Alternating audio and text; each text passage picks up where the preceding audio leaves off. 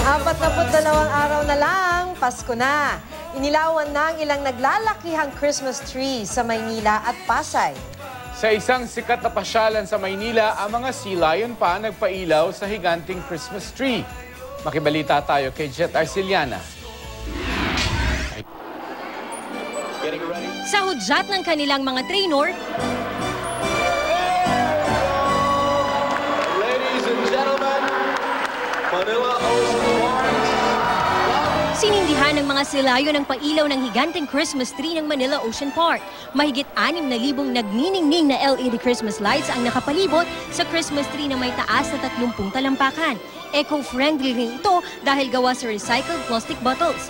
Ang mga cute na silayon, 2 linggo raw isinailalim sa training para magawa ang mga trick.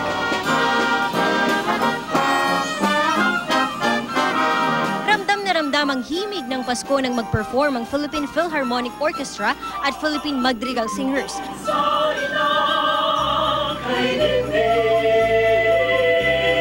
Kasabay ng pagpapailaw ng 50 talampakang taas na eco-friendly Christmas tree sa CCP Complex sa Pasay. Nangibabaw ang mga kulay na green at gold na sumisimbolo raw ng pagmamahal sa kalikasan. Bumida rin sa event ang mga nagagandahang parol ng San Fernando, Pampanga, pati ng mga performance ng Ballet Philippines.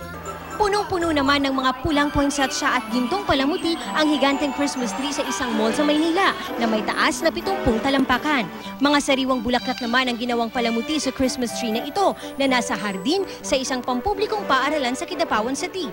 Ang mga tuyong damo ginawang maliliit na usa. Mayroon ding lumang sako na ginawang snowman. May ilang basket din na tila pang Noche Buena ang ayos. Siyempre, hindi mawawala ang mga Santa Claus. Jet Arceliana, Nagbabalita, Pilipinas.